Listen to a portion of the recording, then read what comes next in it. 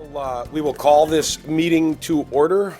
May I have a roll call, please? Trustee Anson. Here. Trustee Doro. Here. Trustee Myers. Here. Trustee Walschlager. Here. Trustee Ledke. Here. Trustee Connor. Here. President Vanderstill. Here.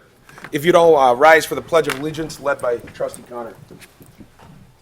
I pledge allegiance to the flag of the United States of America and to the republic for which it stands, one nation, under God, indivisible, with liberty and justice for all.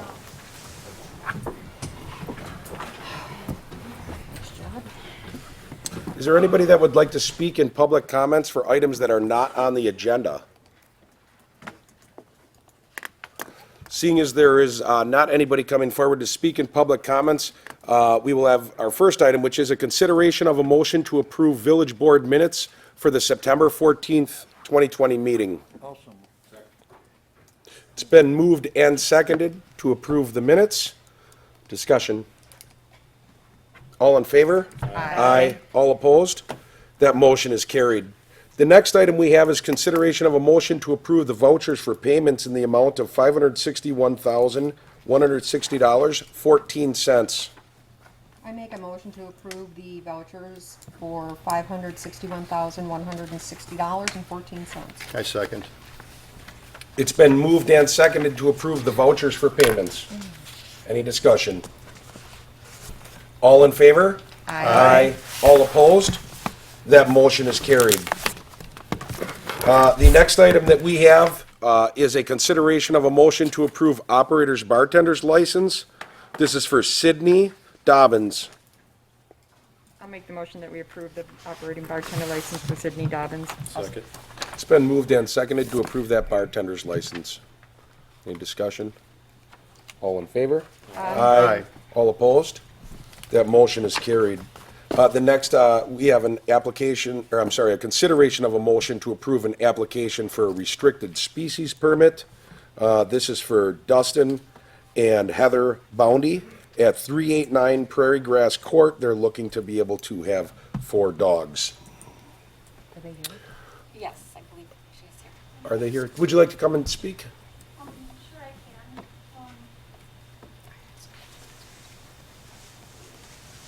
I can. Right now we have a 10-year-old golden retriever, a 10-year-old miniature pinscher, and an 8-year-old miniature pinscher. We wanted to rescue another dog. All our dogs are rescues, and we have enough room. We have invisible fence, aging pets, and just we are interested in doing that. Do you have any questions about it?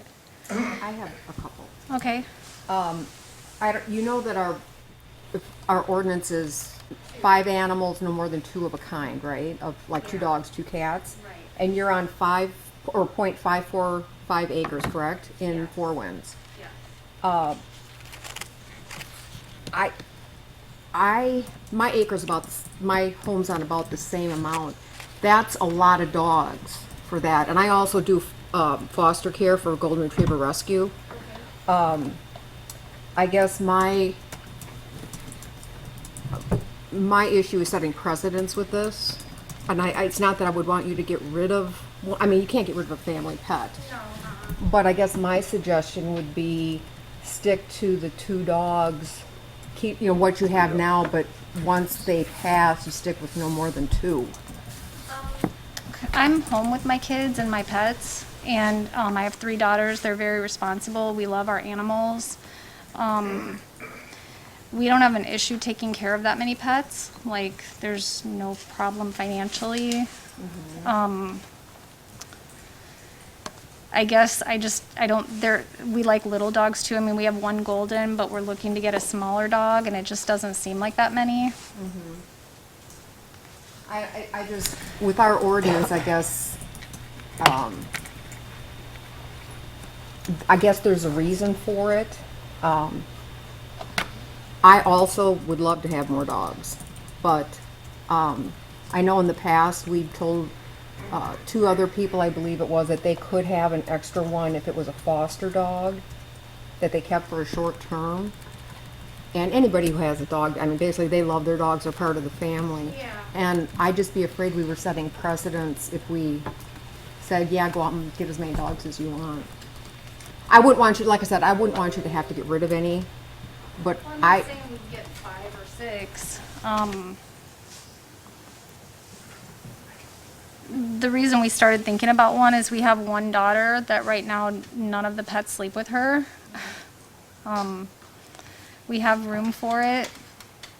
We've never had any complaints from our neighbors. I mean, I do know multiple families with 3 dogs that that are not in compliance. I wanted to get approval before, you know, rescuing another pet. I just think we have a lot of love to give, and we have room, and we have the desire for another pet. Right now, we have a really nice, I mean, our dogs all sit with us on the couch. They sleep with us in our beds. They're, you know, they are like our family, and we just really want one more. We you have wanna 2. add another. We have 3, and we want to add a 4th dog.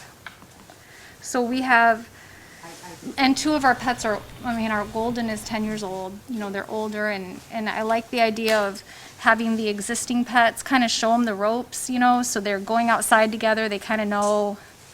I love dogs. Yeah. I get it. I just think that's a lot on a half acre. Good. I'm done. I'm finished. Does anybody else have anything on that regarding that requested restricted species permit? I think the only one that we've ever really approved that would be the one that they do the temporary keeping of foster pets. And I think we went up to about 5, but it was a foster pet for limited time only. Right. But I don't think we've ever done anything larger than that. Maybe I'm wrong. I mean, I just lost my dog, so, you know, it's not easy. And pets, I go back and forth. I'm going to have one in the morning, and by night I'm not going to have one, you know, back and forth. So it's a tough thing, and what you have now is adding to it. That's a lot of dogs. That's a lot of animals. It's a lot of pickup. We have the ability to care for them. We love our animals, and, you know, I wouldn't be here if it wasn't important to our family.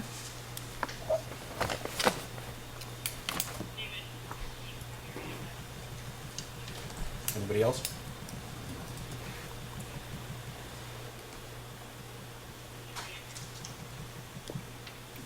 So you're asking for these, but you said I would like to you were gonna rescue, add we another do one? have, yes, so we have, our 2 little dogs are 15 pounds each. Our golden is about 80 pounds, and we want to get another dog under 30 pounds. And you have a If cat? cat. We have 1 little cat, yes, that stays in the house and doesn't go outside.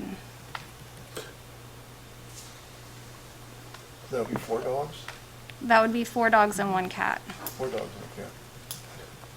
But we have 5 people. I mean, we can still go on family walks with them, and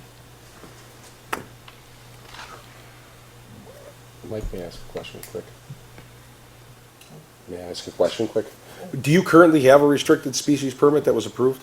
no, I don't. I didn't know about it. As I was researching getting another dog is when I found out about it. Okay. So that's why I'm here too.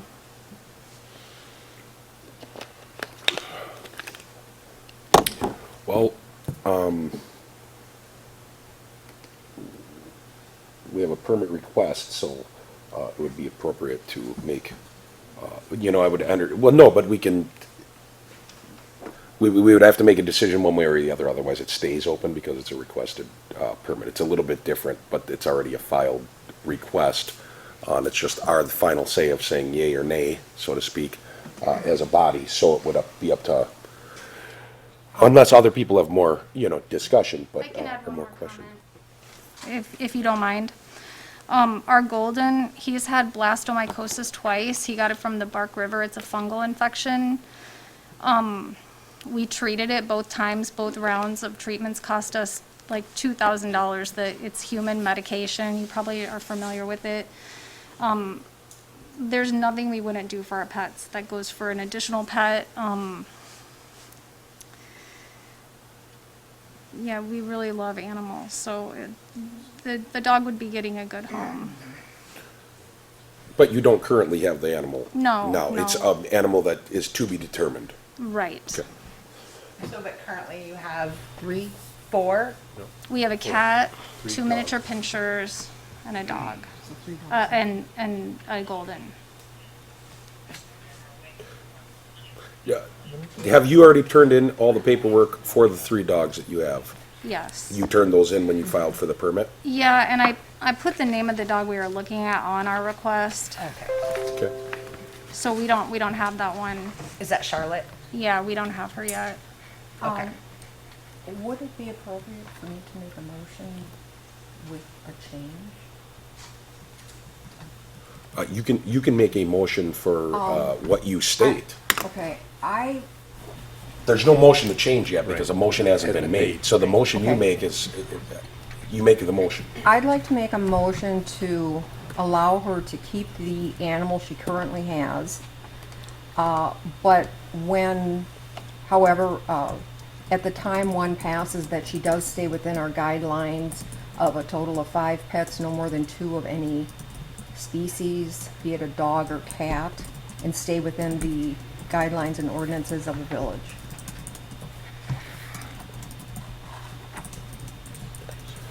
Okay, it's been moved, Did I say that right?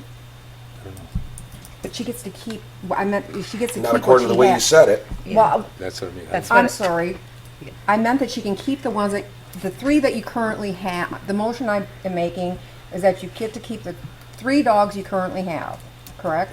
You have 3 in your house. I do. And your cat. But when they pass, that they are not replaced, then you stay within ordinance of having no more than 2 dogs or 2 cats with a total of 5 animals. It's been moved. Is that? That's what I You thought. can, Okay. you can make that, yes. That's what You can make I it was that stating way. it. I'll second it. Okay, it's been moved and seconded to allow the restricted species permit to allow the 3 dogs that exist at the house now, but not allow them in the future, once one of those said pets is no longer living in the home. It's been moved and seconded, that is what you were seconding. It's been moved and seconded, I'll open it to discussion. Yeah, I'm sorry, can I just get I'm sorry for our ignorance, can we get clarification on the ordinance? On the specific, what the ordinance specifically says, because the motion that we have on the table is for 4 animals, but then I'm hearing that the ordinance is for 5? You can have up to 5, I'm up to 5. but no more than 2 of any kind, like 2 dogs. Two of any, Species. two of the any same species. So not So 2 you of any theoretically kind, could because have if it was 2 of any 3 kind, like 2 dogs. cats, 2 Hold dogs, Hold that'd on, be to- 4 to- animals. To help clarify, and hopefully this Yeah. helps, that's our ordinance, meaning you're good to go. Now, you're supposed to have your dogs registered, but that, if you have 2 cats and 2 dogs and a goldfish, or, that's not bad example, a lizard, you can, well, no, you can have that, okay? Right. An iguana, let's say. That's 5 pets total. You don't need to come for a special permit. You still have to follow the guidelines of having your licensing and that kind of stuff, or you're supposed to, okay? Now, let's say all of a sudden you want 3 cats. This permit is broad in that it covers a lot of things. If you want to have 3 cats, or if you wanted to have 3 dogs, it's going outside of the ordinance because you can only have a maximum of 2 per kind. Is that helpful in any way? Yes. Is that But it's per kind, but up to 5 animals. correct? Now, And so, let's say but someone she's wants to have a applying- 3rd dog or a 3rd cat, that's where they would utilize the restricted species permit and come Got it. forward. So even someone that only has 2 dogs and then wants a 3rd, but they have no cats, even though that's still under the limit of 5, They have to. Perfect. it'd be appropriate for them to come forward with a, with the permit to request from us permission, Thank from you. this body. Thank you. Yep. Do we have any discussion? The only thing that I want to say, and I know that and I want us to be careful of this. I find it tough to say, hey, you can keep 3 now because you have them, but then once they go, then you're down to only 2. If we don't believe that it's appropriate that they should have 3, in my opinion, this body should say, okay, then they can't. If we think it's appropriate that they can have 3, then we should. 90% of the time, I think that our minds need to be focused on the owner and how they're going to take care of them, and not just what kind of dogs it is. And I understand it's hard to get rid of one, but in my opinion, I feel Kind of like with conditional use. If it's okay, then it's okay, but it's not like, well, it's okay for 20 years. So I think we want to be cognizant of that. Yeah. That's my I agree tough with thing you. with We're that we're not motion. saying, if we approve this, we're not saying that everybody can have 4 dogs, 5 dogs. You still have to come and get a permit. Correct. You know, and if you come and get a permit and you explain yourself correctly, and you love animals, and you've got the ability to care for them and the funds to care for them, Right. And what was stated in the motion is appropriate, because even if one dog passes, because it's listed by animal, Species, yeah. they would have to, you have to come again anyways, because you have to change that, you have to change that paperwork and say, this dog passed, now we have this dog. But I strongly encourage you to come to the village first before getting that one, so you never are in the position where you all of a sudden have to get rid of an animal that's already there. Does any of that make sense, or not at all? I wanna understand what make you're sure it's saying. clear to you. I understand what you're saying, yeah. So your species permit, if this motion were to pass, would allow you to keep the animals as you have them right now? And then if you were to get another one in the future, then you would come forward to do that. Any other, So the motion is, she's gonna get a special use permit for what she currently has, not the additional one that she does not have yet. it's not allowing her to get the additional one that she Okay. has right now, unless now someone could amend the I mean, No, there's I just want to people could do clarify it, things and- because the way it was stated in passing and that, but. Yeah, I missed that. And I do want to state, I love animals, raised on a farm, and I love dogs. I have golden and a little one too. I love them dearly. So, but I don't have another one just because of the ordinance. Any other discussion? just to add something, originally the ordinance was put in place so we don't end up with puppy mills. Right, Yep. right. And this is obviously not gonna be a puppy This mill, is they're all not that fixed. situation. Right. Just, To make sure everybody knows, Jeff, if you did want to make an amendment to the motion, and I don't want to push this too much, but I just want to make sure people knows the rules, and anybody, if someone wanted to make an amendment to the because this will get really weird if it Right. goes this, if someone wants to make an amendment to the motion, they can put it in front of the board. If that gets seconded, then the board has to vote on that amendment. So I just want to make sure Okay. that you guys, Can I make an amendment? you can. I would like to make an amendment to the motion to allow her to have the 3 dogs she has with the additional dog that she's planning on getting, as long as it's fixed, and the other ones are fixed. And that if one passes at that point, then you have to come to us for another permit. A second. yeah. It's been moved and seconded to allow, and she would have to do that anyway. Yes. But it's been moved and seconded to amend the motion to allow the additional, and to be announced, dog, and the dogs that are, dogs and other animals, cats, that are currently at the home. It's been moved and seconded to amend the motion. Now, once this happens, we're still at the motion, if it goes or not. We either stay with the original motion, or it becomes the amended motion. I'm doing this for clarity, so everybody knows how it works. So, is there any discussion on the amended motion? I think there's, and we gotta remember, this is for the village. This is a family that loves the animals. There's other people that might live 4 or 5 blocks away that say, I don't want those darn things. They can always run in my yard and nobody picks up. This is a village. When we're making this, we put that, number of species in there, and then for the whole community. And this is a community-wide thing, not just an individual.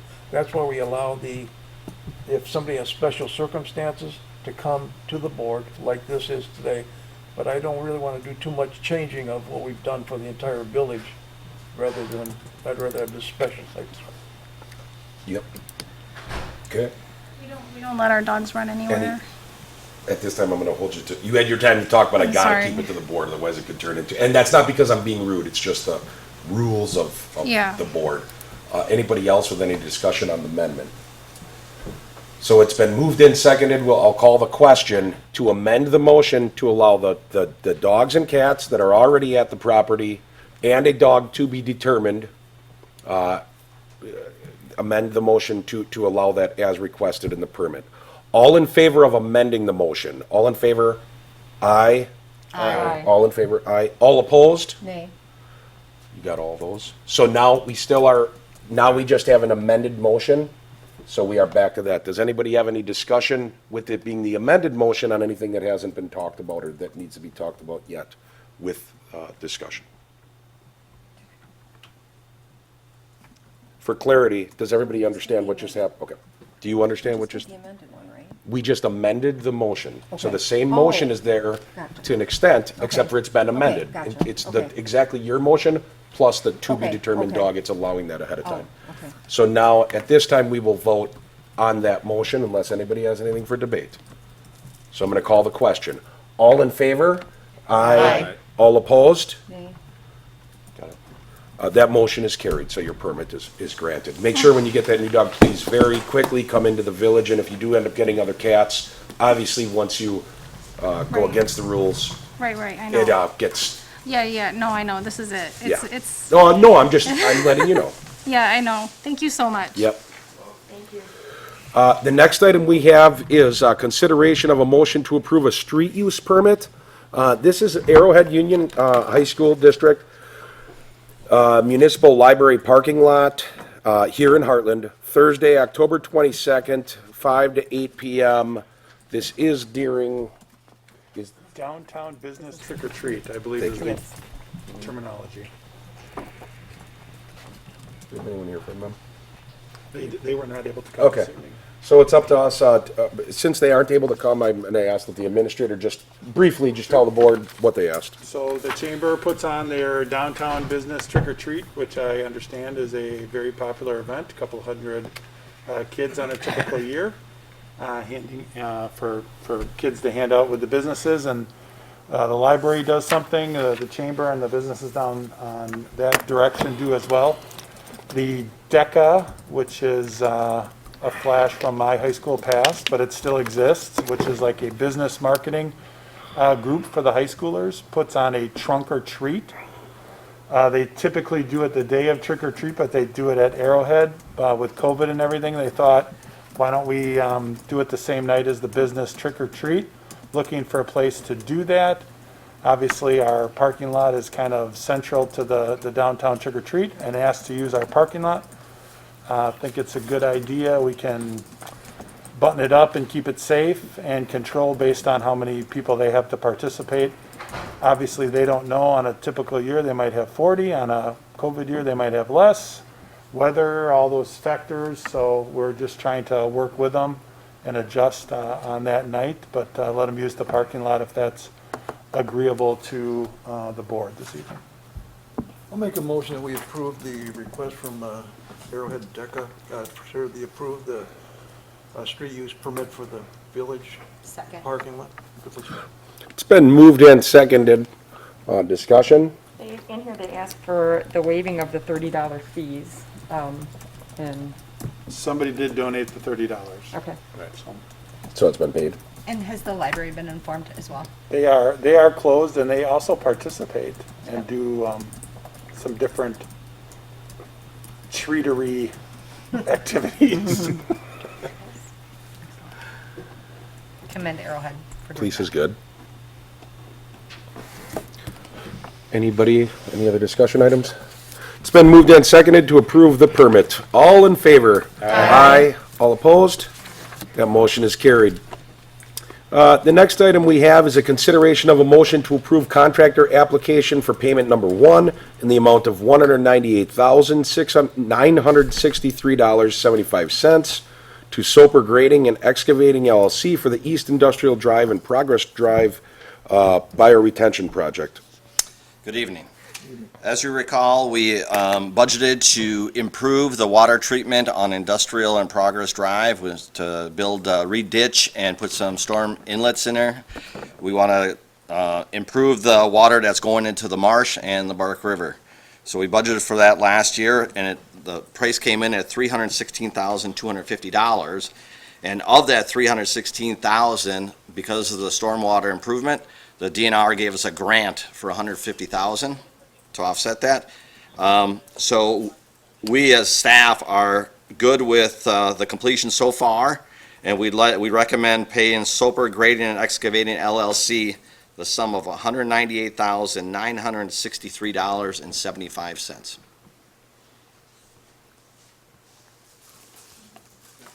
I'll make a motion to approve the contractor's application for payment number one in the amount of $198,963.75 to Soper Grading and Excavating LLC for the East Industrial Drive and Progress Drive Bioretention Project.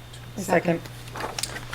It's been moved and seconded to approve payment number one in the amount of $198,963.75 for the Bioretention Project.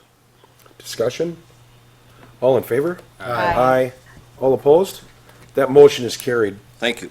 Thank you. Next, we have a consideration of a motion to approve contractor's application for payment number one, this is the final, in the amount of $30,393.60 to Struck and Irwin Paving, Inc. for the 2020 slurry seal program. Good evening. This is to close out the project for the slurry sealing. It's been completed, inspected, and it's completely done. And this also, once this payment takes place, we have a 1-year warranty on it, where they will come back and fix anything that may come up in the 1-year period. And it's for $30,000. Where did it go?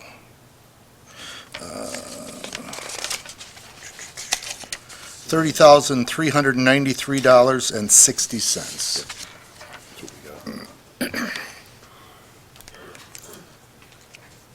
I so move that we make the payment to Struck and Paving for their work. It's been moved and seconded to pay Struck and Irwin Paving $30,393.60 for the 2020 slurry seal program. Discussion? I drove it again, I looked at it, it's still flawless from what they did. Yep. Still no tracking, I can't wait to see it on more roads. It's an awesome idea, and We plan on they did a continuing. great job. The only thing I've gotten is that people say, how do I say, they wanted just perfect asphalt. I even had someone over the weekend, they're like, well, if you were gonna do that, why didn't you just seal it? Because that looks nicer. We know why we didn't, but they don't realize it is a rougher look, but we've bought, for $30,000, we've got 5 to 7, maybe even 10 years out of that road. That's a big maybe on the 10.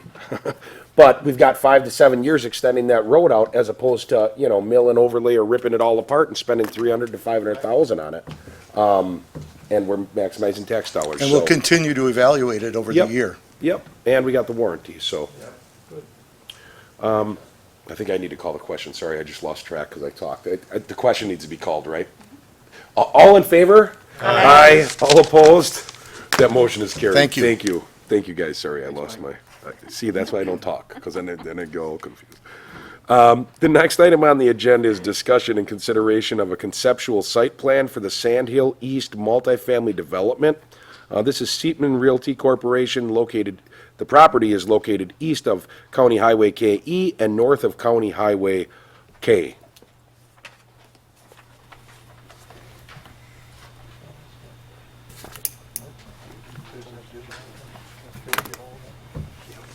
Good evening. I'm Jim Seatman from Seatman Realty, and we want to introduce and get your feedback on a project that we'd like to do, as Jeff had spoken of, north of K and east of Winkleman. Do you all have the packet, I believe, that we gave? This also is adjacent to the Walnut Grove project that's in Lisbon to the east. So we gave you your master land use plan, and of note, this is the low-density cluster development that's proposed here. And as you know, we did the Windrush subdivision just to the south of this parcel, and we've rather suffered with that one, although it looks like it's doing great right now. It has been a long slog for us to get to a point where we're close to being sold out. We have 3 lots left in there, but it's been a tough hoe and a lot of discounting to make that happen. So with that in mind, we started to look at what is marketable, what is in need in Waukesha County and in the village of Hartland, and it spoke of really wanting to do something in the condominium type product.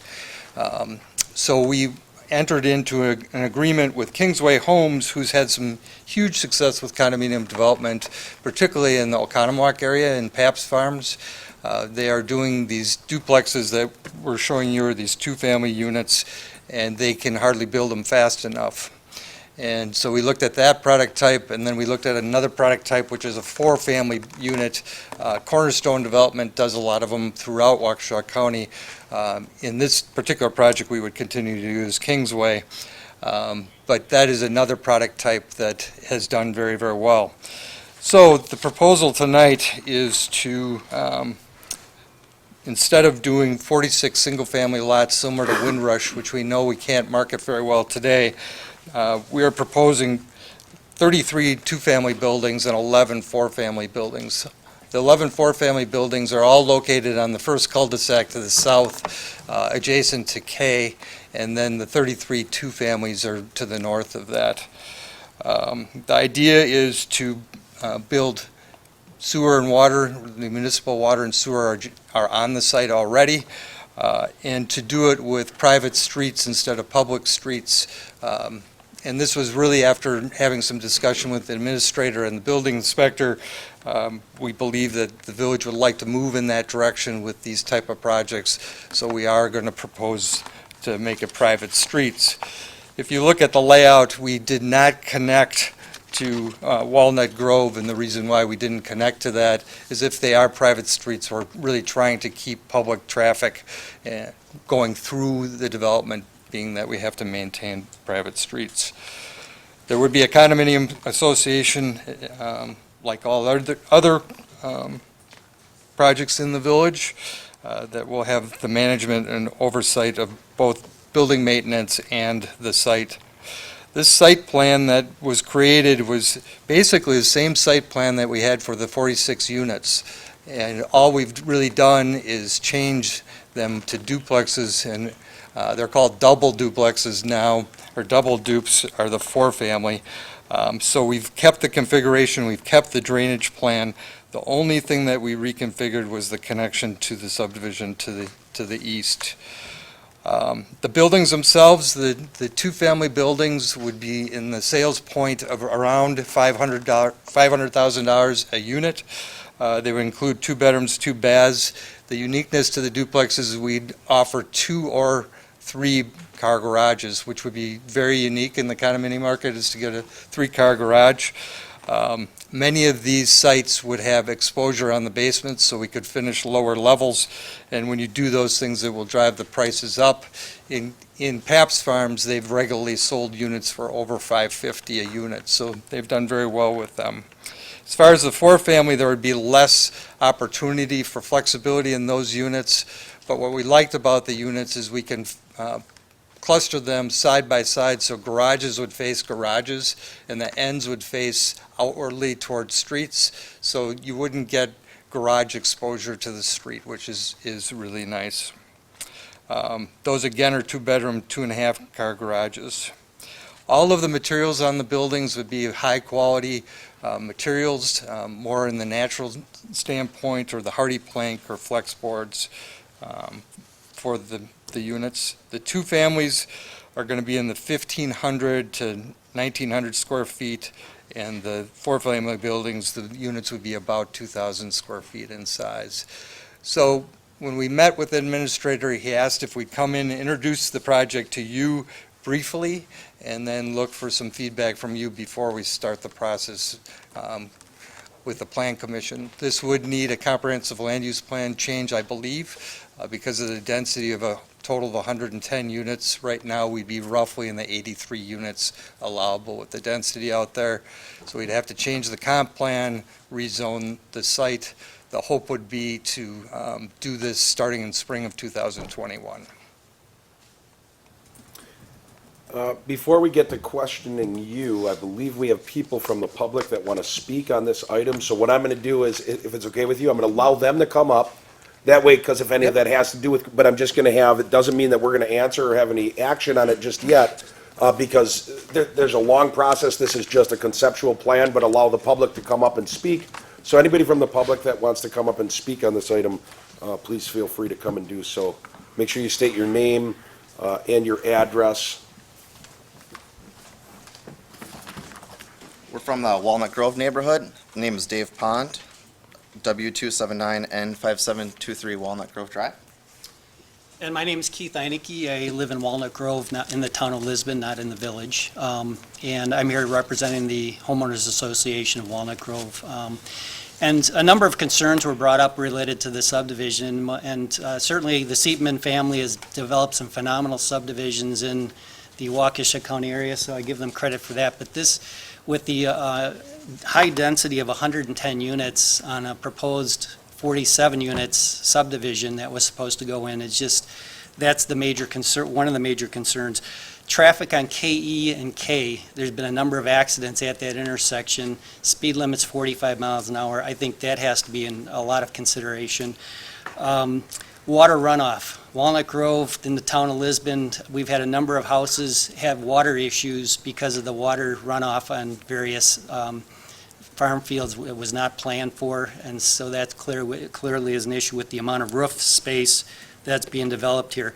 I think the density here in the package is 0.75 acres per unit.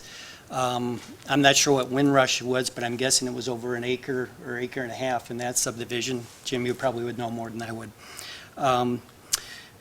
Basically, the multifamily buildings is another concern. No subdivision around that area has multifamily. There's single-family condos just west of there, across from the water tower. But other than that, four-family condos, I don't know that there is any, except maybe if you go out to Oconomowoc. And clearly, that's not connected to Walnut Grove. It was initially planned to be connected. That would be a major concern as well, having that amount of traffic, 110 units, possibly 220 cars. But if that is going to be connected, that would cause a major issue with the number of homeowners. So just wanted to come here tonight. I'm not against a subdivision. I'm not against Mr. Seatman. He's a phenomenal developer, but the number of units in this subdivision far exceeds what I think anybody has ever looked at for this type of property. So thank you for your time. Thank you. And so my property would be abutting the property line here for the Sandhill property. And we purchased, when we purchased a year ago, we knew the area would be developed. We knew it was Seatman. We were actually very excited about having the walking paths for our young kids and things like that. And when we use them on Windrush and love them. And I think the big thing that we've seen that's different between, we know it's a conceptual plan, but what's different between Windrush and the conceptual plan is that amount of buffer zone or green space between the two neighborhoods, specifically behind Building 8, where it appears that from this concept, the distance between the Walnut Grove property line and the actual building for Building 8 is somewhere around 30 feet, if I'm estimating there. So, it's done really well in Windrush where it separates them from Hanover Hill, and there's a nice natural green space. It's about 3 times the size of where it is in some of the areas in this new concept. And additionally, the green space along the Walnut Grove border doesn't seem to be uniform. It's larger on one end, but again, when you get towards Building 8, it's very, very slim. And again, I realize it's a concept, but that's one of my biggest concerns, is being one of those people with my backyard 10 feet off of a path, 30 feet off of a building. So again, we really like the property they've done. The developer has 60 acres to work with. I'm not an engineer, but I think with either shifting away from the property line more or reducing the amount of those large four multi-family units, that could be alleviated. And what we would be requesting as neighbors, if it's possible, is a similar green space to Windrush where there's landscaping, trees, potentially a berm to create that natural separation between the two neighborhoods. So we're excited about it. There's a lot of pros that could potentially be here, and we hope we can work with the village and provide comment along the way, along the process, to make it something that we all can enjoy. Thanks. Thank you. Thank you. Does, obviously, you guys know how this works, and I say the same thing every time. This is conceptual. Years ago, 2 years ago, 3 years ago, before this board, we would send it it would go right to the Plan Commission, and it wouldn't even be here on YouTube and for all of the public to see. So we have them come forward in case there is, especially if there's someone on the board that says absolutely not. We don't want to waste the developer or our own time or our Plan Commission's time having them work through this for it to come back to us to say no if there's something that's glaring. Also, we do it just so that the public knows. The appropriate thing would be to either, if the board feels absolutely not, we're not doing this and we don't like this concept, we would voice that now, or we would send it on to our Plan Commission. Now, if anybody from the board does have questions for the developer, obviously it'd be appropriate to ask those at this time as well. Question I have is, you mentioned that, I don't know if it was Kingsway or whoever the other developer has been very successful in Oconomowoc? Yes. And was the condos 2 bedrooms? Yes. Okay, right. Yep. I was just curious, that just seemed like it would limit it a lot to have a 2-bedroom versus a 3-bedroom for families and that growth factor. So I was just curious if I heard that right. I would say, Sigmund, it's a great company. I'm struggling with the fact that it's only 2 bedrooms for the amount of cost that's going up there. I really want to be able to find ways for us to be able to offer moderate homes to continue to have families move into the area. Agree with Trustee Connor that it's just not really in the cards for families to be able to expand there. I mean, we're talking, 2 bedrooms. We're looking at potentially 2 to 3 garages for a lot of money, and I just don't know how families are going to be able to afford something to that magnitude to be able to continue to thrive here. So that's one of my concerns. Not a question. But I think it's, you guys do great work. What is your guesstimate that the price point's going to come in at? The 4 families are around 400 a unit, and the 2-family buildings are usually start at 450, but it's averaging over 500 in Pabst Farms. Anybody else for any questions or anything?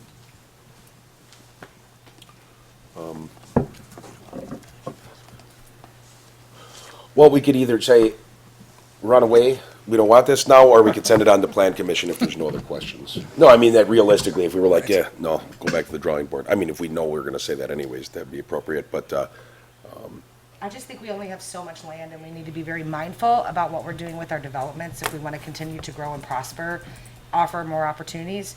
One of the things in our comp plans that came out when we did our studies was that we are an aging community. We do have a large population of that, but one of the beautiful parts about Hartland is they all stay in their homes, and we love that about Hartland.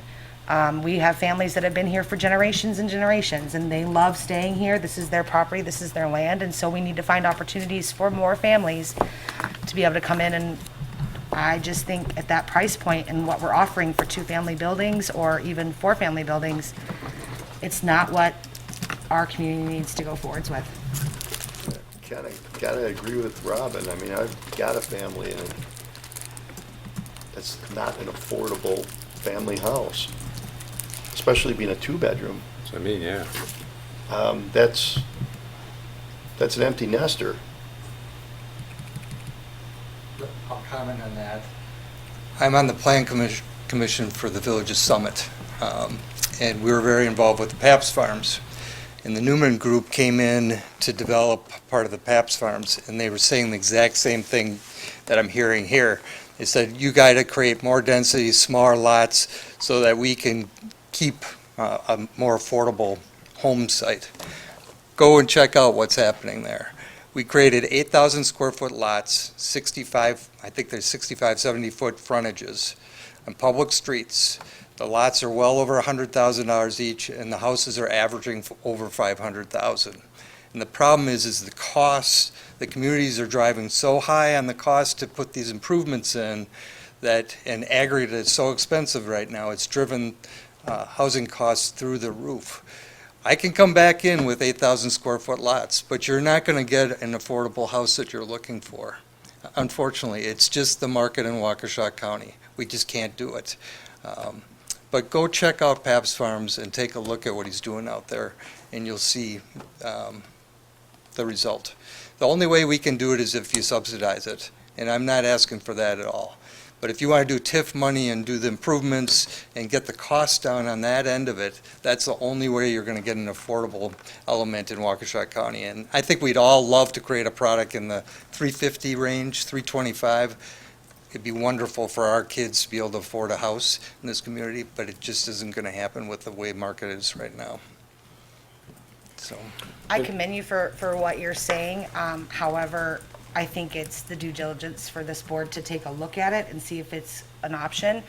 Traditionally, what I think we've seen in developments in the past is this type of developments, and we haven't had an opportunity to expand and make sure that we're really taking a good hard look at our impact fees and what we're offering and what we have left. We don't have a lot of land. That's not anything, and I just want you to know there's nothing against you or any of your team. It's just, we need to be very cognizant as to what we have. And you are correct, Waukesha County is the place to live. A lot of people want to live out here, and it's not cheap to build those homes in the developments. I understand that, but I can't, I don't feel good about that moving forwards with this type of development in that area as proposed right now. And I understand the building costs too, and it's gone crazy in the last couple of months. I mean, a 2x4 is up to $8. Right. That's ridiculous. But with that said, if the building costs keep going up, I can't see anybody affording homes at this price. I mean, it's getting out of control. I mean, these are going to turn out to be $600,000 houses if the building costs keep going up. it could be. That's where my brain is. Could be. So it would be appropriate that someone would end up making a motion. I will say for myself, the reason I think it's a good idea is about 800 feet away from this development. We went through a situation where Newman was building, and even what he's building, which is going to be Newman at the North 40, which isn't connected to this, but he was building single-family condos, and there was it was come across that those were built too cheap, and they're going to sell at $500,000. So I do understand sometimes it's tough to figure out what people want. Do they want the higher end, or do they want the cheap? I do want to see us go after smaller lots and things like that. The people that just spoke, I have a feeling that they would have spoke for a lot longer if we said we're going to put 200 lots that are 800 square feet, which I agree with. I mean, having lived in Milwaukee, there's nothing wrong with that, and people want to live out here, but that's always the tough thing. I mean, already people are saying, well, the density, and that doesn't mean we have to go forward with it. It's a very difficult thing. When it comes to the saleability, unless this economy drops out, the amount of people that want it, turn on the news, the amount of people that want to come to the West, I don't think we're going to have a problem filling these units. So for me, that's not the thing. I do agree with Trustee Ludke that it's paying attention to what we want. I think that the density that it would take for if we did have 8 or 10,000 square foot lots with smaller homes, I know the home across from myself it's a ranch-shaped house. It was built in 1968. It's worth somewhere around $312,000. That's built in 1968. It's going to be anything new out here is going. So I like it, but obviously it's a board decision on whether we send it to Plan Commission or if we are against it, as a body. The vote could go that way also. I just wanted to say why it's coming forward. I just wanted to ask, what is the average square footage of one unit in the 4-unit building? It's about 2,000 square feet. 2,000 is about Yep. average? Okay, Yep. thank you. That was all I had. The northern section seems like it's so jammed up in there. And one of the nice things about Hartland, or about the area, is there's more more grass, more space, and it just seems like that when you get up to that northern, I like that part, but you get to the northern section, it seems those are those 2-bedroom houses, and boy, they're so jammed together. They've got to be retired people that don't want to go outside. A big fat guy like me would probably hit the neighbor. So that just concerns me. It looks like the density up there is so much more. It looks like a tough one. So you're kind of giving me mixed messages here. So you don't like density, but you want the cost down. I'd have to do, if I was doing 8,000 square foot lots, one of these buildings wouldn't even come close to fitting on it. So you're talking about many, many more lots here than what's on this plan, or buildings. So if you want that, I would get crucified by the Windrush people if I came in here with 8,000 square foot lots. That Bristlecone Pines, Windrush, Newman's project, all of those are looking for higher quality, higher end housing on this end of the village. And if you're asking me to start looking at smaller lots, I'm not sure we'd even consider doing it, just because that part of the village is more on your upscale side and a nicer housing stock. And that's why we were so excited about these. Those duplex units look like single-family homes, and the garages are turned, you drive by them, and you have a really nice curb appeal to the homes. And that's why we thought it was a product type that was really saleable, which is important to us. It has a single-family feel to it, and it has a need in your community. If you're saying people want to stay in this community, they want to stay in condominiums. Newman's doing great with his single-family condominiums. The only reason there's not more there is he just can't keep up with the demand. He can't build them fast enough. So, What would the added cost be for if it was a 3-bedroom? well, I think the beauty of our site is our site's got a lot of topography to it, and I think what you'd find is that more units would be building a second or a third bedroom in the basement, because we can daylight those basements. And so I think that is very feasible to get a third bedroom in. But it'd probably be a lower unit, because these are all ranch units to cater to a more aging community and demographic. So with that, again, I'll kind of say to the board, if it's something that we may consider, then it'd be appropriate to send it on to the plan commission, or someone can make a motion saying this is so far, or this is outside of the concept that we want to see, and could vote to, or could make a motion to say we don't even want to send it to the plan commission. That's where it's at. It's at a concept, hopefully that makes sense. So I'd like to make the motion to move it on to the Plan Commission. I mean, we have the Plan Commission for a reason to give their thoughts on the project itself. I'll second it. It's been moved and seconded to send this on to the plan commission to continue looking into this concept. It's been moved and seconded. Discussion. I just want to say, with the motion being on the floor, I am for this. I did not want to make the motion because I'm on the plan commission. So, discussion. Anybody have anything else that they want to add before? So it's been moved and seconded to send this on to this concept onto the plan commission. All in favor? Aye. All opposed? Opposed? Got that?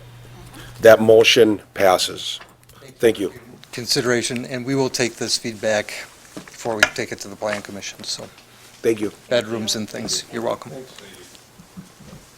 Now we have a discussion and possible consideration of sale or donation of a surplus vehicle to Arrowhead High School.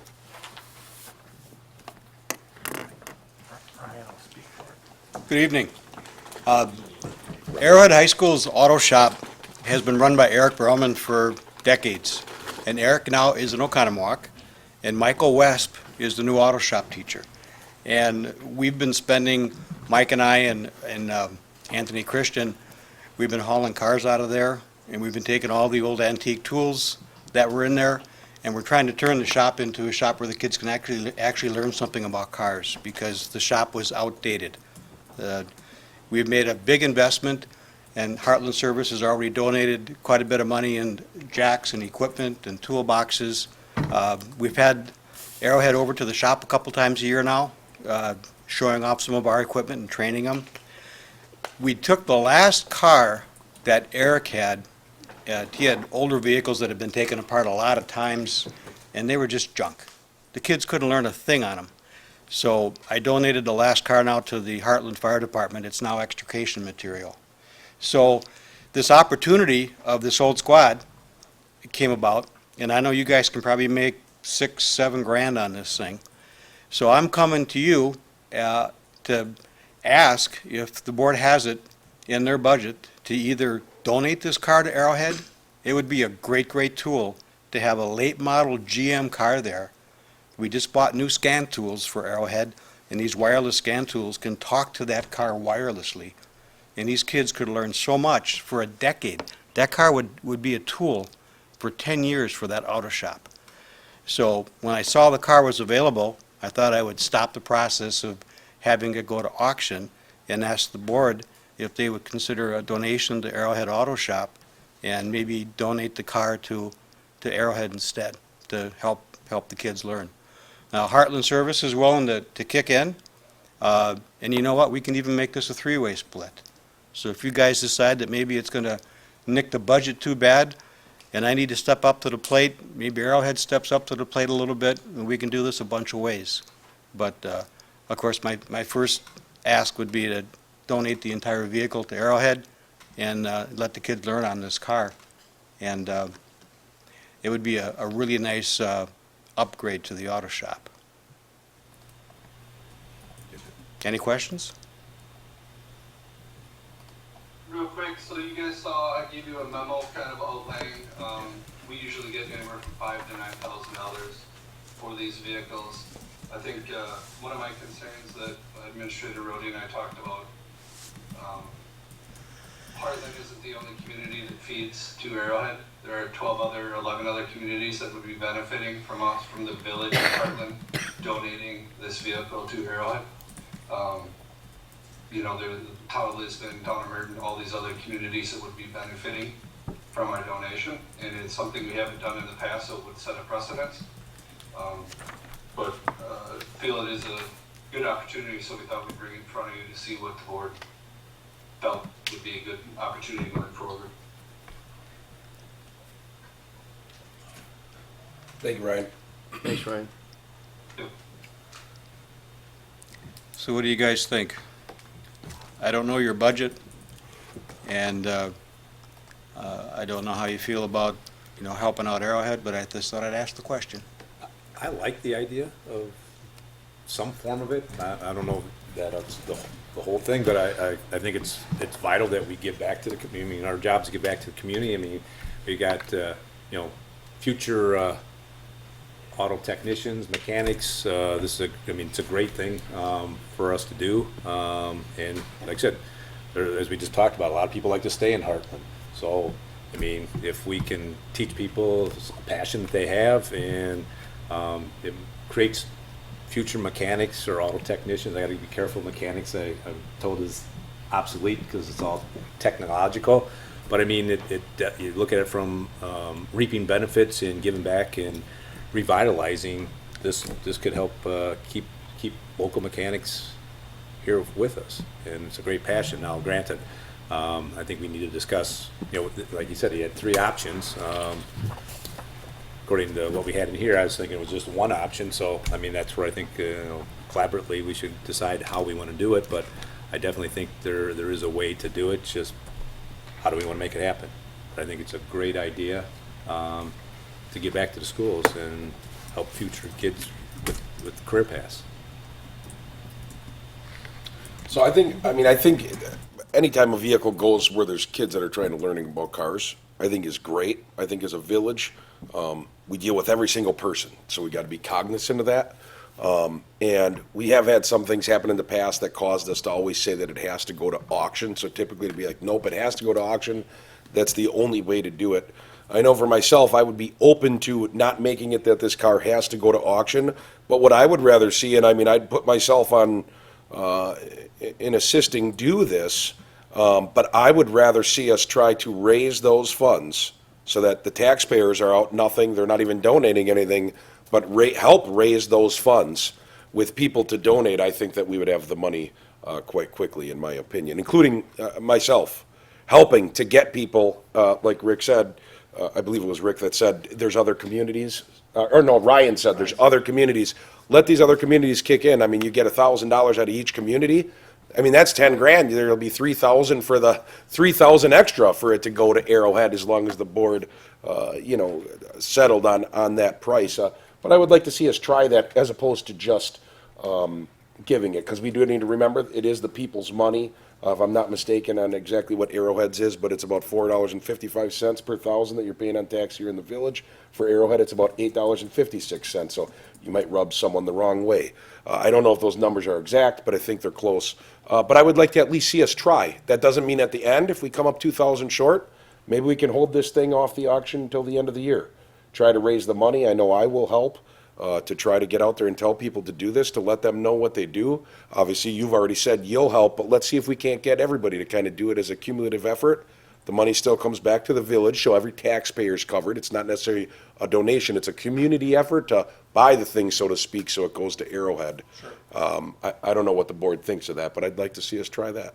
Like I said, I'm open to creative ideas. I think, there again, there's option 4. That's another idea. So I think there could be some combination of all the above, but I definitely think it's a great idea to get the car there in some shape or form, however we make it happen. But great idea, very creative. Mike, do you think the other school districts would be willing to pitch in? No. No. That's just my gut. Okay. This would be an Arrowhead tool, and the kids that would use the Arrowhead Auto Shop Okay. would use it. And unless your student was involved in autos, even if you're a female and you do the auto care class, I just don't think there would be especially during this time, that there would be the interest in doing that. I think that would be a tough road to haul. Okay. It's a great idea, but I think we're in times right now where with everybody being so tight with money, to go out there and say, hey, we're raising money so this small group of kids at Arrowhead can learn from this car. You couldn't drive that interest. So I think that idea might fall flat from a fundraising standpoint. So Mike, first off, I just have to say, like, hats off to you. I mean, Hartland Service, wow, you guys really just go over and beyond the call of duty for our community.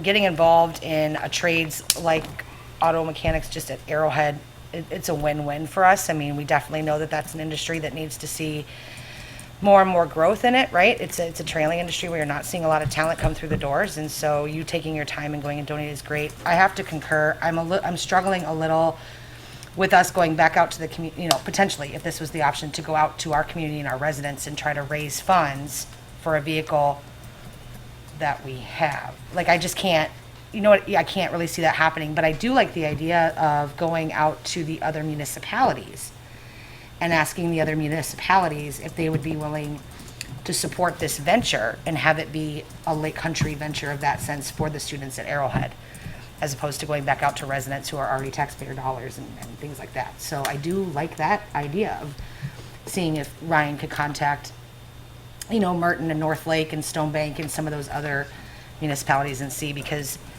having Heartland Service at the helm of it definitely is going to speak a lot for the program itself. So I commend you for that and working with those students.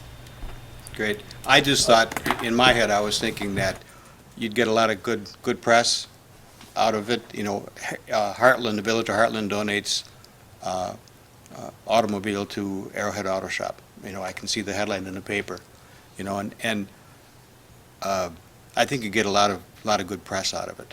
And I know it's a lot of money. I mean, this isn't some junker car. Mm-hmm. And I maintained it too, so I know the car really well. It's an old squad car. I think, Mike, you've done an outstanding job. I mean, you're a superstar in this. My problem is, about, a month ago, we had an organization come in here and ask for some help. An organization that wanted some help in their operations of running a dance, a street dance, and different events, and they wanted us to take our tax dollars and help them, either back them or give them a loan to get going. And the board was unanimously saying, no, we really can't give away the tax dollars to groups and different organizations. Does that mean that somebody else comes up with a really great idea that we should take our tax dollars that we've all paid and give that tax money dollars away to somebody else, when 46% of a person's taxes in this county go to the schools? Sure. I just have a hard time, because the schools are like, what's the difference in them and, an organization out there, a business that would like something? I mean, I have a hard time giving away somebody else's tax dollars. And I don't think if we go to other communities and say, hey, we'd like you to chip in, they're gonna say, well, hell, Hartland, you're trying to sell the damn car. You know, and that's not the thing. We can't do it. We cannot go out and solicit money from these other communities. They have to come in and do it. So I just have a real hard time approving or saying, yeah, let's do something with Hartland when we turn down an organization that's been here for a long time also, that and we couldn't see the giving our tax dollars to them. So I guess I have a hard time swallowing this. Mike, we just need like 10 of you. I get it. And that's a tough part. That's a tough part of it. Heck, this is chump change. 5,000, 9,000 for our total budget means nothing. It's not my money. It's not my money that we're going to give away. It's not me. So as a community, I just don't want to get involved that we're going to be donating things. I don't know how the hell you donate, tax dollars. So I never thought of it from that angle, Mike. that's what. But just for clarification, that was an organization, a 501(c) that came in. This is an initiative. So this isn't an organization asking for money. This is just a good Samaritan coming and saying, hey, I saw something. Is there something we can do? So I just want to clarify that for the public. This is not an organization coming in and saying, I'd like $5,000 to $9,000 for this car. This is an initiative. This is a Samaritan, happens to be a business owner walking in the door saying, is there something that we can do here and figure something out? This is not an organization coming in. Sorry, go ahead. That's all. Another option, we could always put this vehicle in the auction and put a minimum on it. If it doesn't reach that minimum, we could always bring it back to the board to see if that changes your mind. We also have vehicles from the police department that have been donated to the fire department, so they get a couple more years of service, and then the fire department sells those. Theoretically, they shouldn't get as much money. Used cars right now are very hot, so I don't even want to guarantee that, but the vehicle that we are selling is in good shape. Just giving some options, it would delay it a year if you waited for a higher mileage vehicle.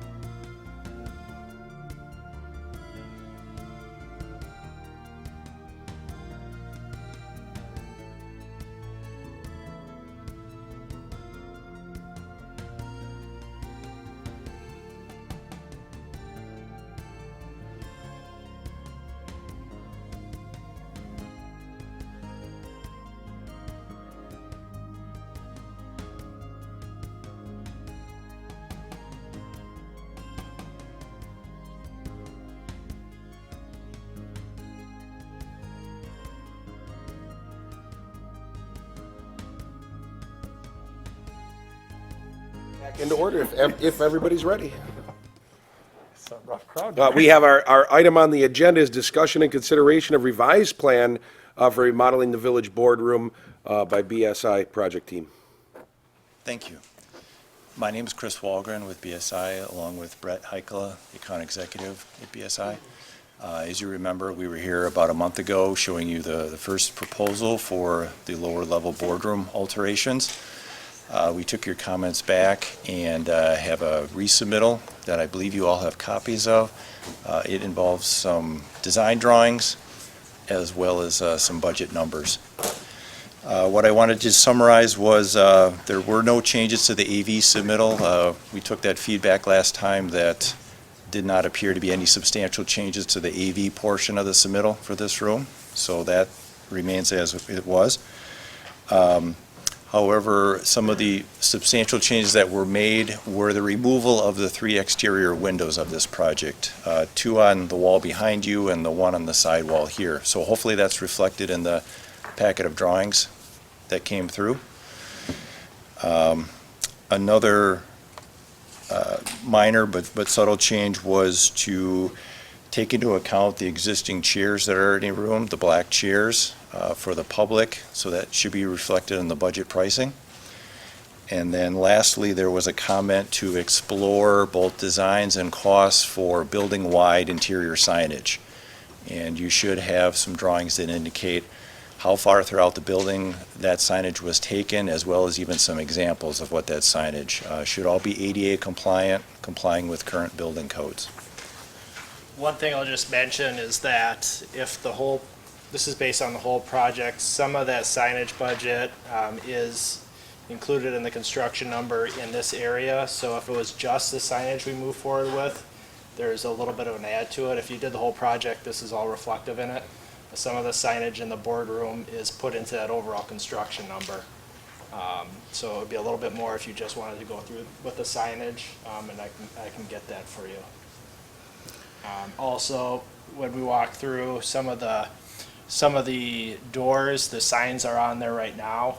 Taking them off would probably mar the doors. We have to look at a solution for that, whether or not. And there's certain cases that maybe we could apply the sign back on the door that Chris has looked at. So I believe those were the substantial comments that we looked at and wanted to re-engage with you at this meeting. Are there any questions on what we submitted at this time? In the attachment for the description of work, there's one line for the construction scope where it says allowance of $10,000 included for village logo. That's on the, just the sheet on the description. Was that under the assumption of if we created a new logo, or is that just for one sign for a Village of Hartland logo? It's for a new sign. Okay. And what that is, the material is a light, it was just a budgetary number in there for that sign. There's some other smaller signage that was wrapped in. Okay. And that would that go somewhere in the room, or is that for a different location? The intention was somewhere in the room. Okay. If you wanted to recreate as a backdrop, we're turning the room this way. Right. We have a AV presence on that wall. If in additional on either side, you wanted to introduce a fixed representation of the village logo on the wall. That's a placeholder for that. Again, this is budgetary. And it's not, Just wanted to ask. Yep. I have a couple comments and questions. First, I don't personally like the windows and doors, especially when we're in closed session, that are shown on this here, just the couple that we have. Okay. And being that this room is actually surrounded by concrete or cement, I don't know what's the proper term, it is a secure room. That's another reason I would prefer that. But can we not redo the existing area, leaving this podium or this raised area here, just like rip this out and put in something that doesn't stink like 1950? We've got our good chairs, we've got great screens already. Maybe redo the wall carpeting. We absolutely need to update our electrical and TV and everything. I understand that all has to be done, but I don't see where we really need to drastically spend a lot of tax money, other than, say, carpeting, paint, or redoing all this.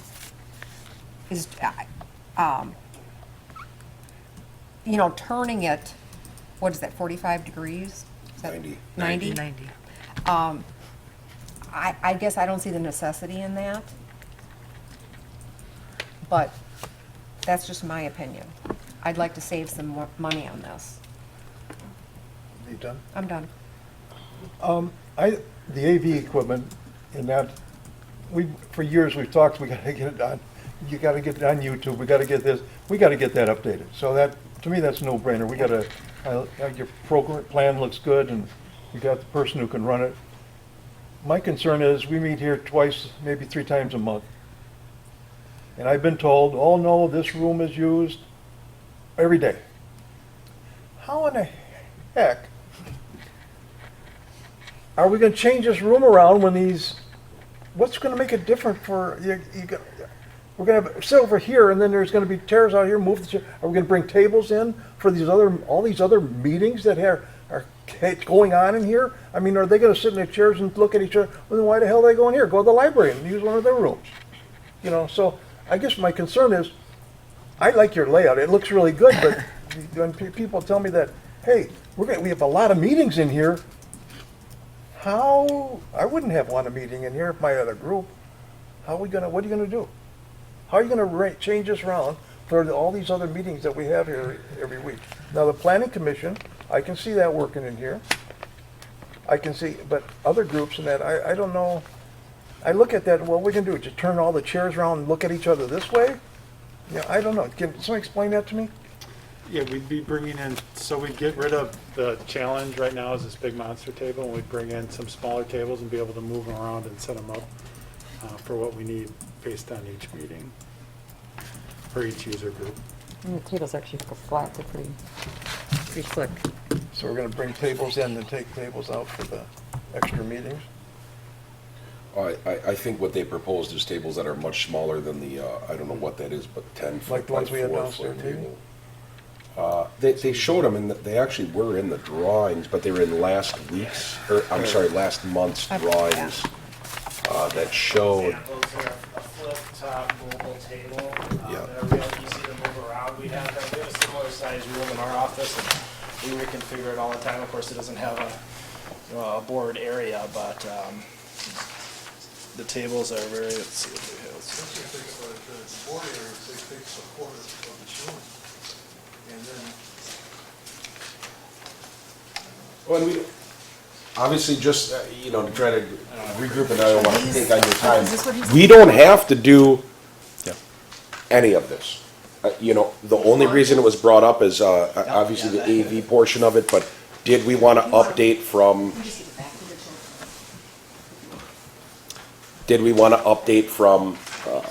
where it is? We do not have to do anything. this is just my concern is how it's gonna be, we're turning into a multi-purpose room that's designed for meetings.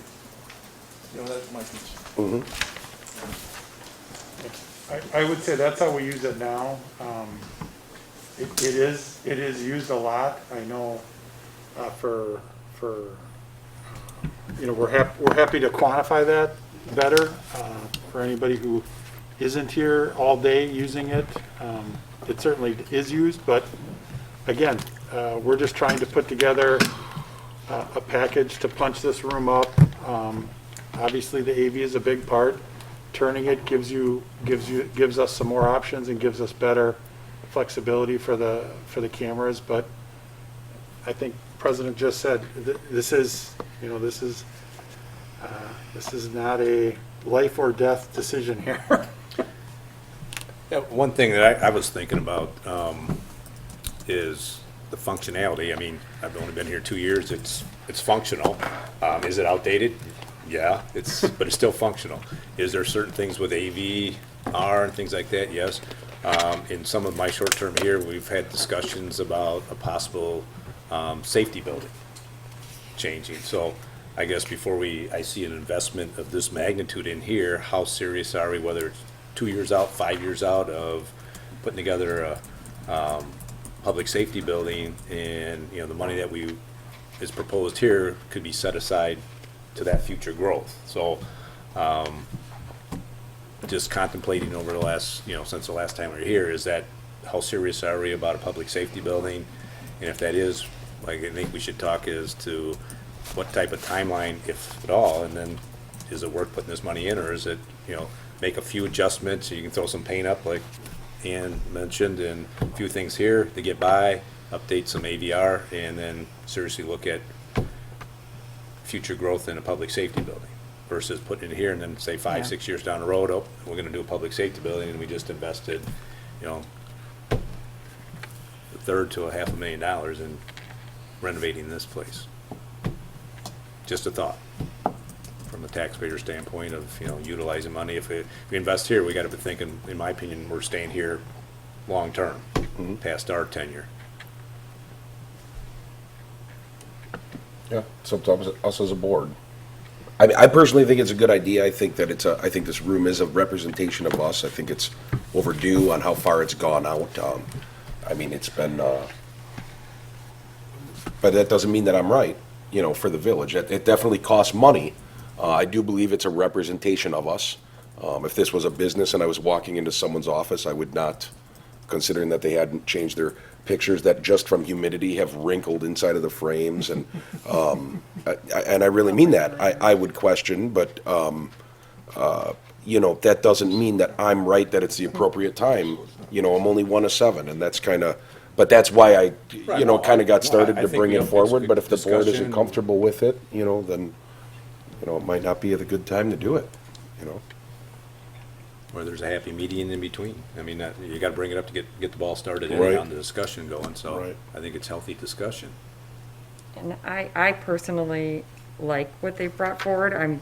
I was not in favor of the windows either, putting any windows in. I thought that was a bit too much cosmetic that wasn't necessary, but to realign the room and get tables that can be used so other organizations could possibly use this if need be. I know that there are plenty of places that people look to meet. Chamber, for example, goes to Arrowhead High School and uses their boardroom because it's big enough. So maybe that's something that they could, if that would be busy or like COVID this year and weren't allowed to go there, then we could offer that to that. So it would be being able to offer it to more people in the community to utilize the room. One thing I like about this too is that the one thing that this room doesn't provide, and having lived here from 2005 until 2017 when I was elected, until October 2016, I didn't even know where this room was. So I focus more on when we are an open meeting and the transparency. So I did like the door, you could see through it. Closed sessions don't, there's many boards that leave that room and go somewhere else, like upstairs for an executive session. In closed session, you don't have to meet in that room. But I like the idea of the transparency of it, and I think that we have a lot more people, like maybe people that were on the board before me. There's more people that are coming to the meetings, but again, that doesn't mean I'm right. I don't want it to seem like I'm jamming it on anybody. I personally think it's the appropriate time. I think a new safety building would be wonderful. I think as we talk about it, there's a lot of things that come into play there, but I think that it would be even more scary if we were talking about spending, $5 or $7 million on a new safety building, and I don't see how soon that's coming up. I don't know, but you're right. Those are all things to think about. But at some point, we'll have to do something, but maybe we don't do anything now. I don't know. So I like it. I like getting the signs around the building, or around this, the entire building updated. I like, obviously, that it's going to be done for upstairs. That does open us up for being able to go up there for closed session meeting, like in the lunchroom or the lunch area. There's enough space for the board to sit and talk. So, but with that, floor is I'm done. I like it. I think it's nice. I think it is a chunk of change. I think it's an investment in what we propel out. What used to be just you're only having people walk in this room and decide what their perception is of Hartland. I feel that it's much different now that it's out there for the world to see. So It's less than a DPW truck or a fire truck. that is true. That is true. That is true. So the motion that was made a couple of weeks ago, you guys did your due diligence. The motion here from our minutes specifically states for you to come back, take the windows out. You did all that, thank you. The other part of the motion was for the staff to give us some financing updates. Yes, so So, on the table as you guys walked in, and maybe if Ryan, unfortunately, Ryan is kind of coming in and out of Zoom because of our connection, so. I'm good now. There we go. Ryan, do you want to jump to your memo? Which one are we?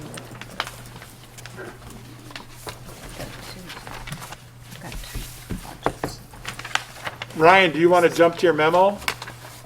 Reason. Just as he says he's not. Do you have it? Yep, the memo's out in front of everyone. If you want to jump to that memo, Ryan. Sure. So some of the options that Tim and I were talking about on funding it, obviously you guys, the village board also serves as the utility board.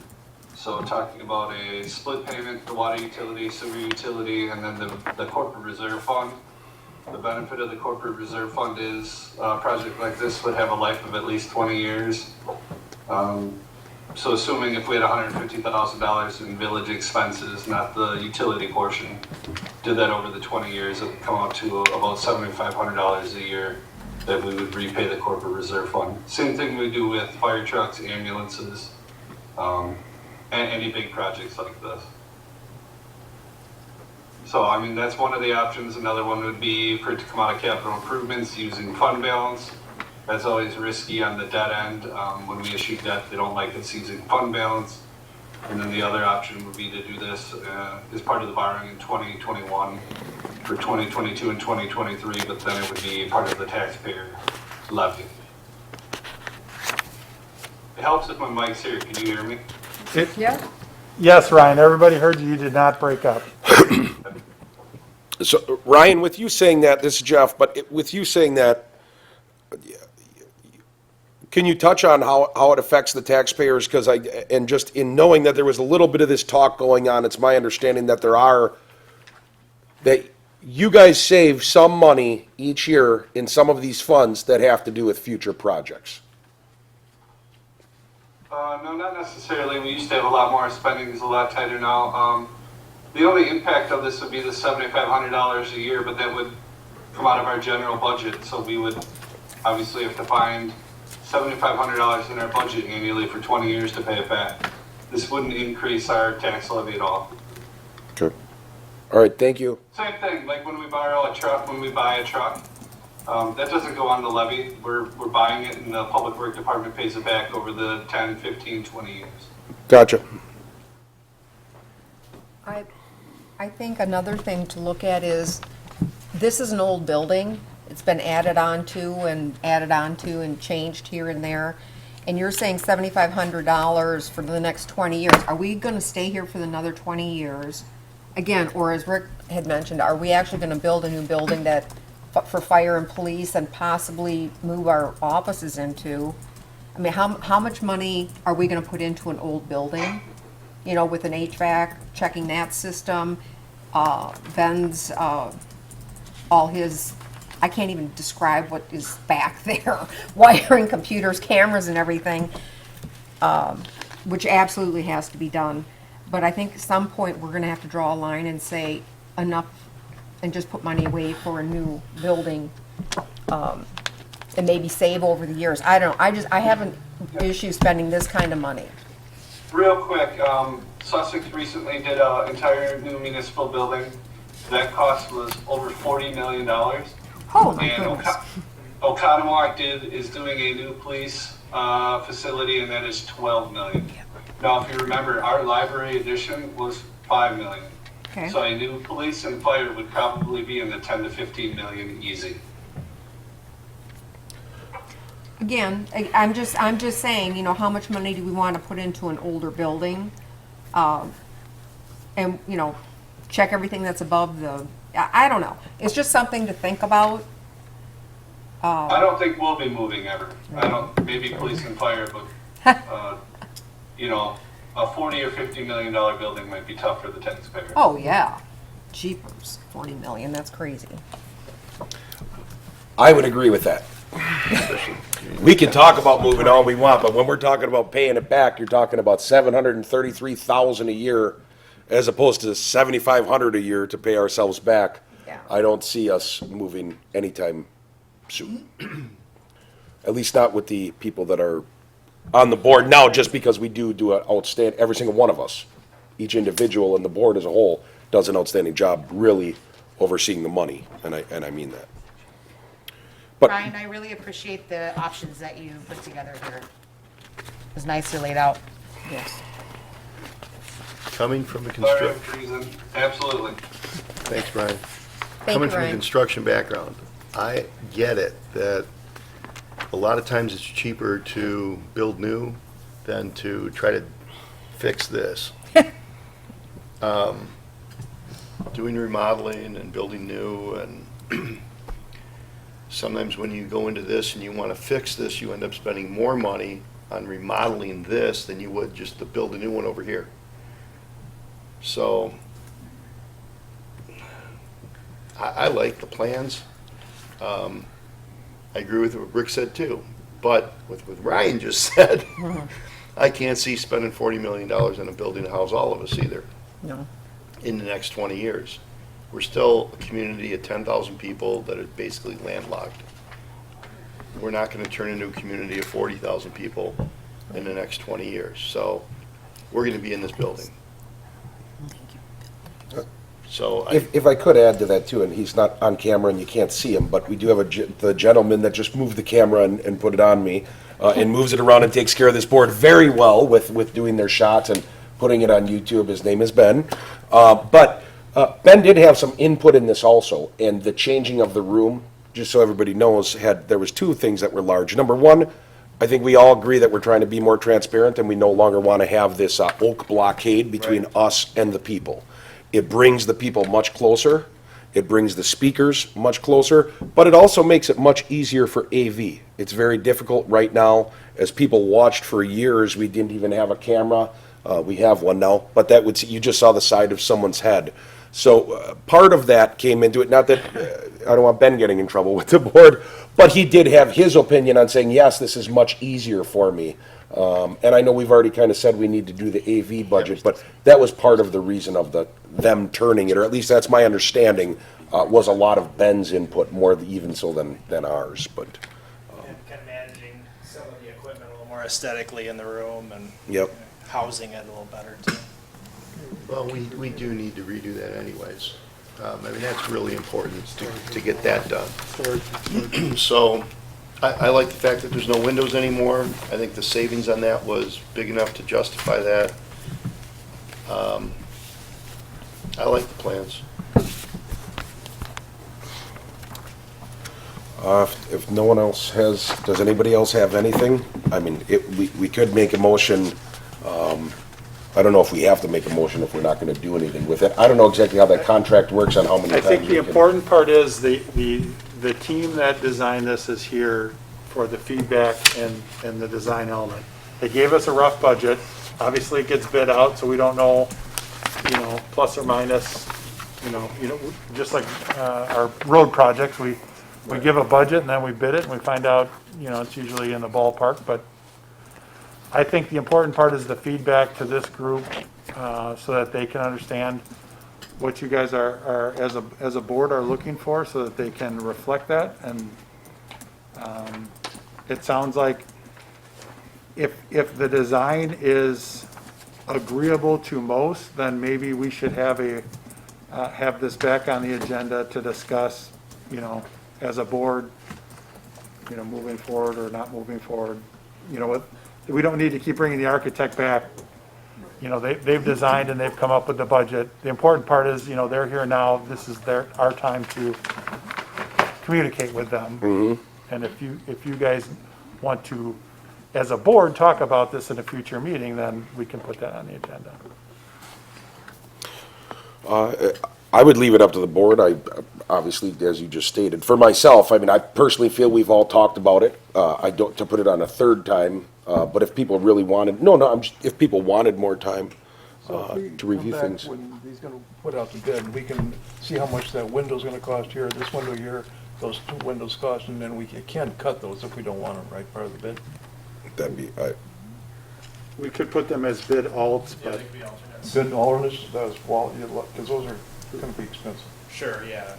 Depends. You gain some efficiency, you do a lot, you take a few lot, and you can do a number of different alternates. And typically you wouldn't necessarily, I think you would come down to having a whole project. Like if you feel uncomfortable with something now, it'd be best to axe it now, because all of a sudden it does change things. They might have, that's just typically how it is. Just like when they're building a development, we wouldn't, we come up with a general idea of, let's say, 12 different houses that they're going to put in this development, but we wouldn't go and look at each one and say, well, that, we didn't like that finish or something like that, so we kind of have it all lumped together, I think. I'm just thinking of saving money-wise, cutting out those three windows gotta save us more than a couple $100. That's what we did. Oh, they did that already? we did cut out. All the They windows did. are cut out? No, but I mean, the ones on the side over here? There's still windows in the back. There's two. Oh, gotcha, okay. Interior You walk in. windows. Yeah. Interior window. Gotcha. Yeah, that's, three windows in general. those took out 46,000-ish, but that's exterior of these, these, a bit of money. Yeah, and that's what would be my concern, is like, we don't need any more glass here. I agree. I agree. I had a question. So President Vanderstel at the beginning brought up the 10,000, the allowance of 10,000 for the village logo for the sign. I mean, do we really want to make sure we're going forward with $10,000 for a sign? I mean, if we're talking about being cognitive of money and windows.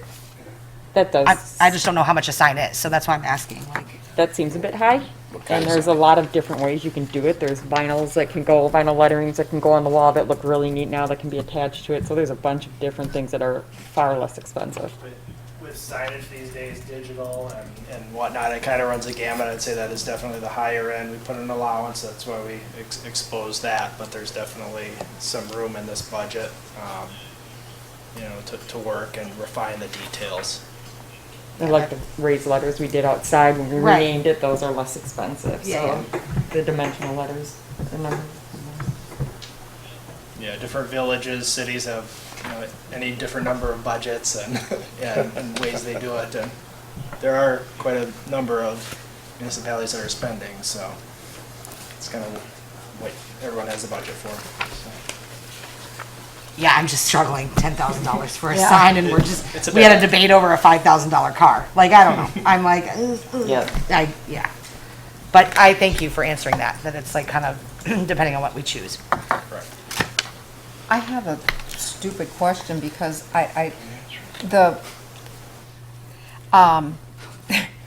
going with this plan, moving us over there, would we have, and it may be in here, I don't know, I'd like to have a drawer that I could lock.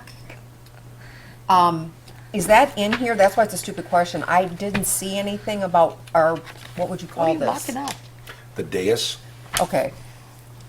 We used to have filing cabinets here that we could leave, like say I could put all the documents for the renovation in a file there and lock it, so I'm not taking it with me and bringing it back each time?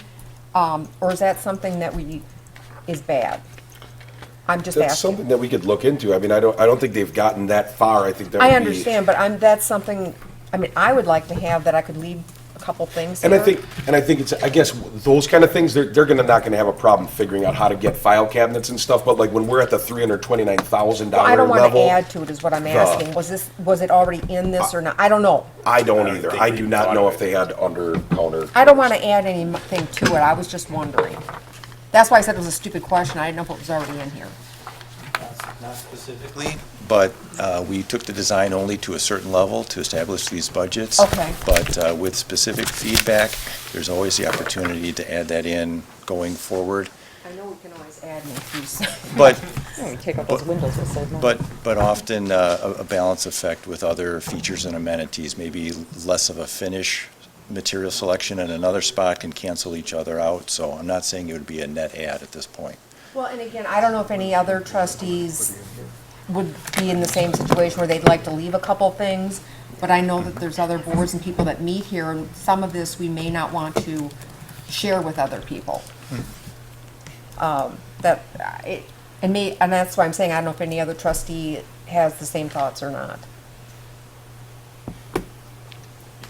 Once we would get to that point, we'd definitely develop a full set of drawings and Okay. kind of go through all those So details. I didn't miss it. We Okay. would talk, once we came Okay. up, let's say we came up with a number, I'm gonna throw this, let's say we came up with a number where we said the lower level can't be over 190,000. If we gotta yank a window to put in, everybody's Okay. gonna have a say, but that's like, that would be, they're not gonna do all that until they know we're gonna go with I just them wanted to make sure I typically. wasn't missing something. No. That there was, that's why it was, to me, I thought it was a stupid question, because I didn't see it. Okay, that's all I was asking. President, I'd like to make a motion. Okay. I'd like to make a motion to move forwards with the revised plans that have been presented tonight from BSI. With the caveat that we take a look at what it would be to also remove those windows that Trustee Myers brought up. It's not the best motion, but it's what came out. I'll second it.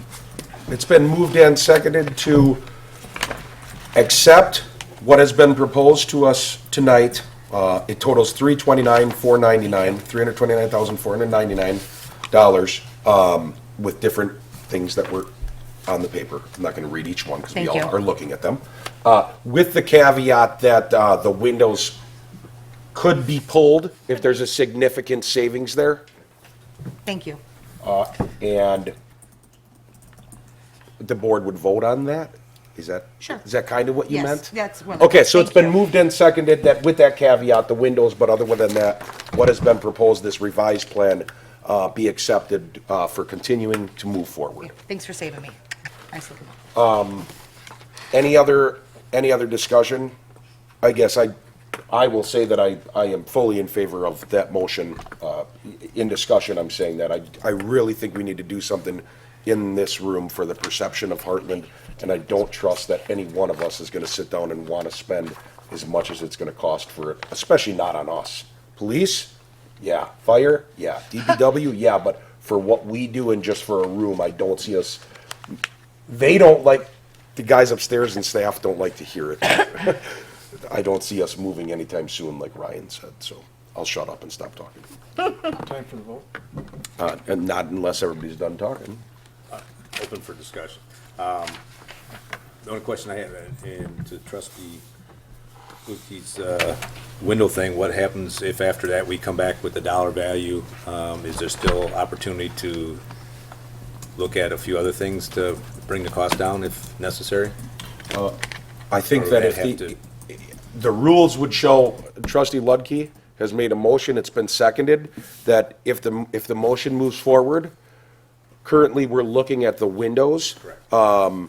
And that it would move forward unless the board collectively took something out with a vote, if they jumped in, the direction would be to move forward. Okay. Does that, Yeah. yes, I believe that answers the question. Because we haven't pinpointed a dollar value yet. We're just, basically, the motion on the table right now is what would the final cost be with the removal of the windows? Well, and that final cost may change, but yes, right now, yes. Okay. You're still gonna get to keep on, if you imagine like an axe going into a tree, you're still gonna get to keep on, going through and chopping. The board will look at this. In fact, we may even just say, as the committee on this room, the board ends up meeting on a different night, so it's not always on a village board night where we get together and make some of those votes. But for the most part, I believe that out of respect for the person that made the motion and the person that seconded it, if all of a sudden you're looking to take out $100,000, I'd vote against the motion. Well, no. No, you know what I'm saying, Right, though. right. So, hopefully that's somewhat clear as well. Any other discussion? It's been moved and seconded to move forward with the proposal, the revised proposal, with the caveat that the windows can be looked at and possibly may even be removed. All in favor? Aye. All opposed? That motion is carried. Thank you guys very much. Thank you. Thank you. Thanks for always hanging in to the end. I know. You're always there to the end, guys. Take that up with the administrator for putting you in that position on the agenda. How do they always get that short straw? It goes by when you turn in your information for your agenda. You turn it in last, you're last. Announcements. So you're buying him dinner. Thanks a lot. Thank you. Thank you.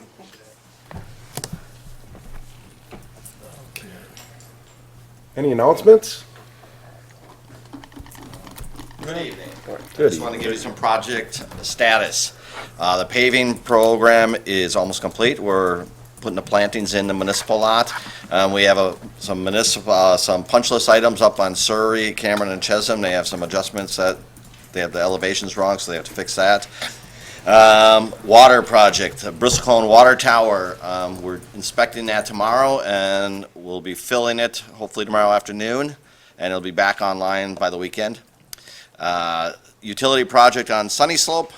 They are finishing adjusting manholes in the morning. They will grade tomorrow. It'll be bindered Wednesday afternoon.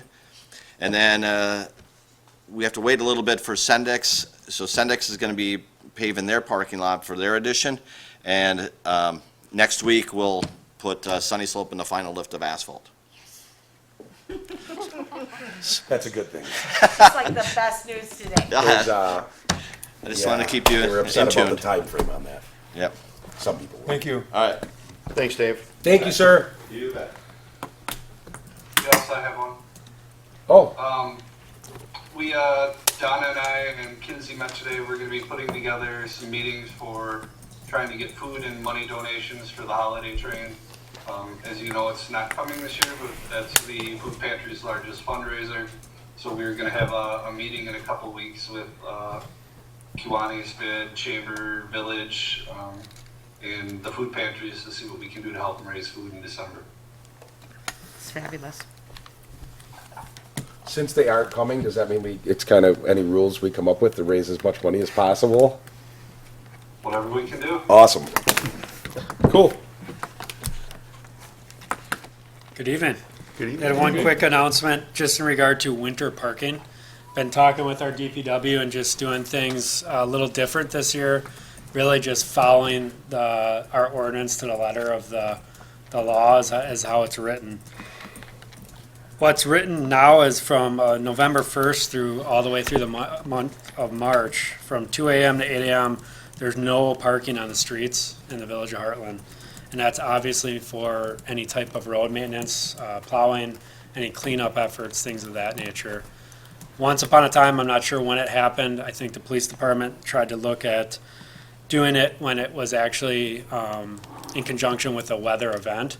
So we would actually look at the weather forecast, then that night we would update our phone line and our website to say if there was going to be a parking restriction or not. The problem with that is we're predicting the future and there is no certainty when you're trying to do that. So sometimes we get it right, sometimes we get it wrong, both where there was supposed to be a weather event and we restricted parking and there wasn't one, or the one that really came back to bite us was when we were told there was going to be nothing and then we get several inches of snow and now the parking's not restricted. So the ordinance never changed. I think just once upon a time the police department tried to do that as a way to meet people halfway. The unfortunate part is we missed the mark because we're trying to predict the future. So we're gonna enforce the ordinance as it's written. So it's really no change to the ordinance, it's just the way that we actually apply it. Thank you. With that being said, every year when winter parking goes into effect on November 1st, we don't issue tickets right away. We use that as a reminder. We actually make up some half sheets of paper that explain the ordinance, how it works. And we drive around in our patrols and any cars on the street, we put that in there just like you'd get a ticket. So it's a good reminder for that first week or two. And then moving forward from there, there would obviously be enforcement through parking citations. We'll obviously market this through our Facebook page to try to get this information out, just because it is a change from how we've historically done it. Again, the ordinance is not changing. The ordinance has always been in place. We just kind of went above and beyond and unfortunately missed the mark on weather events and or cleanup events if they needed to do special cleanup to get out there. What my guidance will, especially for this first year, is to be targeting our enforcement during those particular weather events. So if it's a non-weather event, we're not going to be out in full force citing everyone that's out on the street, but we are going to be trying to educate and use this first year to get people used to the fact that we're following the winter ordinance as most communities do without having to take the extra efforts and trying to predict the future. Any questions, concerns before we start pushing that out? Perfect. Thank you. Thank you. Thank you for the update, yeah.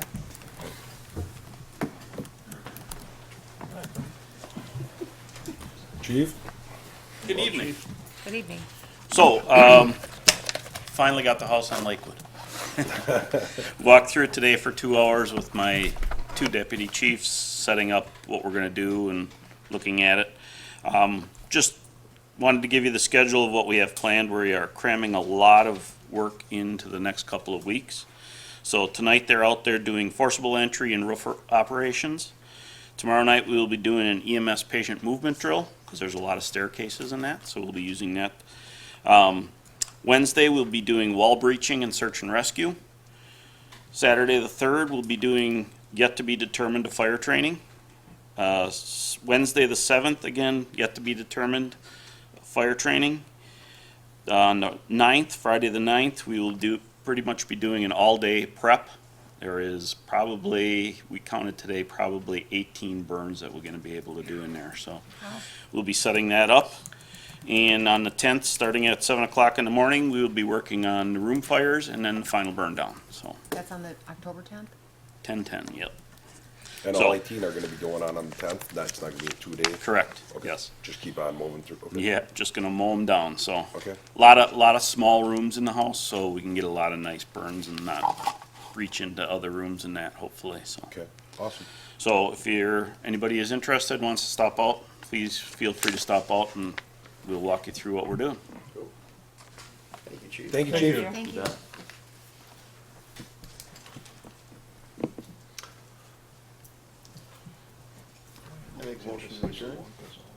Second. It's been moved and seconded that we adjourn the meeting. All in favor? Aye. This meeting is adjourned. That was quick.